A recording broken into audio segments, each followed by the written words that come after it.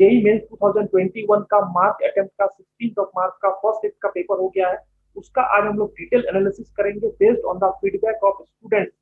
ठीक है, तो माय डियर स्टूडेंट, सबसे पहले देखिए आज का जो पेपर था 16 मार्च का फर्स्ट शिफ्ट का, इसमें जो है जो ओवरऑल डिफिकल्टी लेवल आप बोल सकते हैं, उसमें मैथ्स का डिफिकल्टी लेवल ज्यादा था हमेशा की तरह, फिजिक्स से, फिर उसके बाद में केमिस्ट्री का, ये ऑर्डर था पेपर का।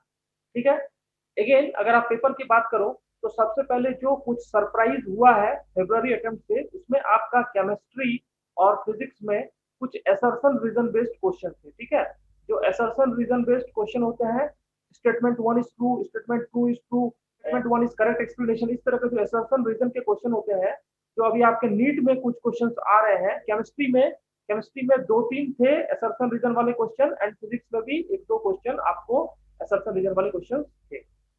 पेपर की बात करें तो इंटीजर टाइप में जो कंफ्यूजन था, इंटीजर क्या मार्क करना है, 63.000 या 63 मार्क करना, इस तरह का कंफ्यूजन को दूर करने के लिए पेपर में हर क्वेश्चन के सामने ये लिखा हुआ था कि इंटीजर को राउंड ऑफ करके लिखना है, यानी स्टूडेंट्स का जो कंफ्यूजन था इंटीजर को लेके, उसको खत्म कर दिया एनटीए ने। तो मैथ्स का जो पेपर है माय डियर, वाकई ये पेपर लेंदी था। ठीक है, मैंने भी बहुत सारे क्वेश्चन आपके मैथ्स के देखे, इसमें लेंदी पेपर है।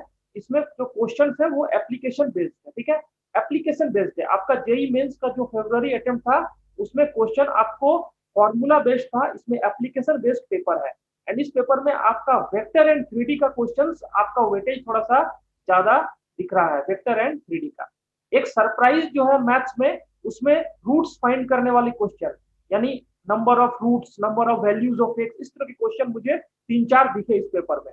आपका मैथ्स में सदा की तरह जो लेबनिज थ्योरम होता है आपका डेफिनेट इंटीग्रेशन में, या लिमिट्स में 0/0 का जो क्वेश्चन होता है, जो इनवर्स ट्रिगोनोमेट्रिक में आपका tan इनवर्स का s2 माइनस s1 या सीरीज का जो ब्रेक करने वाला होता है, जिसमें लास्ट टर्म कैंसिल हो जाते हैं। ठीक है, उसके बाद में मैट्रिसेस का unique solution, more than one solution. तो इस तरह के जो कॉमन क्वेश्चंस है वो हमेशा की तरह आ रहे हैं, लेकिन पेपर एप्लीकेशन बेस्ड था। मैं फिर से आपको बता रहा हूँ, पेपर जो है एप्लीकेशन बेस्ड था मैथ्स का। तो एप्लीकेशन बेस्ड पेपर में आपको फॉर्मूला लेवल का क्वेश्चन कम थे, तो वहां पर में थोड़ा दिमाग लगाना था आपको। ठीक है, डायरेक्ट क्वेश्चन नहीं था। तो माय डियर फ्रेंड, जो केमिस्ट्री का पेपर है, इसमें आपको असर्शन रीजन के दो तीन क्वेश्चन आपको दिखा है। असर्शन रीजन का क्वेश्चन आपका फरवरी अटेम्प्ट में नहीं आया था, नीट में आता है। जेई में पहले आता था 2011-12 उस टाइम तक आता था, अभी नहीं आता है। ठीक है, तो इसको जो भी स्टूडेंट्स का नेक्स्ट शिफ्ट में है या अगले दिन पेपर है, तो ये असर्शन रीजन वाले कुछ क्वेश्चन देख के जा सकते हैं। अगर आप ऑर्गेनिक केमिस्ट्री की बात करें तो कैटेलिस्ट या जो डिफरेंट रिएजेंट होता है, उससे बेस्ड क्वेश्चन आपको यहाँ पर मैं दिखा है। यानी अगर आपको रिएजेंट के बारे में नहीं पता है, लिंडलास कैटलिस्ट हो गया या होफमैन ब्रोमाइड रिएक्शन, ये रिएक्शन के बारे में नहीं पता है, तो आपको जो है प्रोडक्ट जो है आप नहीं निकाल पाएंगे।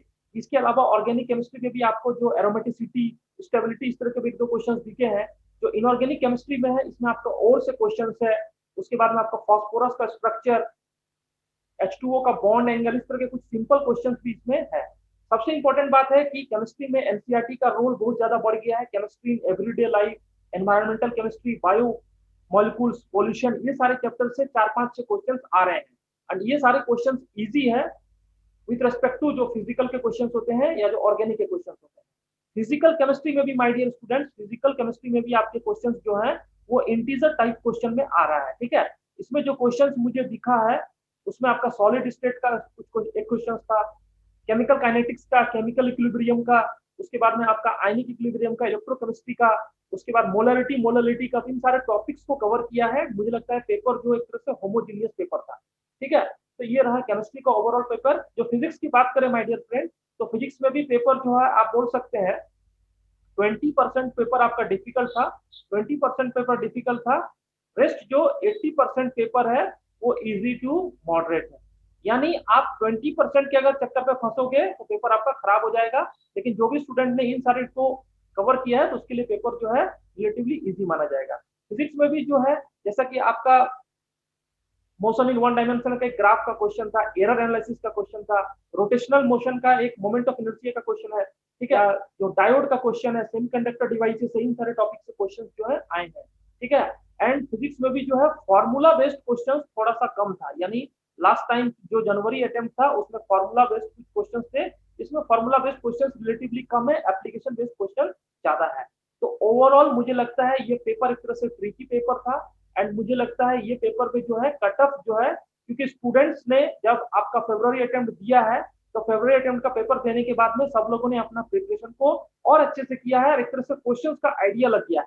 ठीक है, तो मुझे लगता है जो कट ऑफ है my dear friend, cut off की बात करें तो कट ऑफ जो है इस बार इंक्रीज करना चाहिए, क्योंकि लोगों को एक तरह से आइडिया लग गया है, प्रैक्टिस भी अच्छा कर लिया है। आने वाले दिनों में जब और सारे शिफ्ट हो जाएंगे तो सारा जो है एग्जैक्ट कट ऑफ या एक तरह से पूरा पेपर का एनालिसिस हो सकता है। तो माय डियर फ्रेंड, ये रहा आज का 16 मार्क्स का फर्स्ट शिफ्ट का paper analysis, and I hope आपको ये एनालिसिस अच्छा लगा होगा।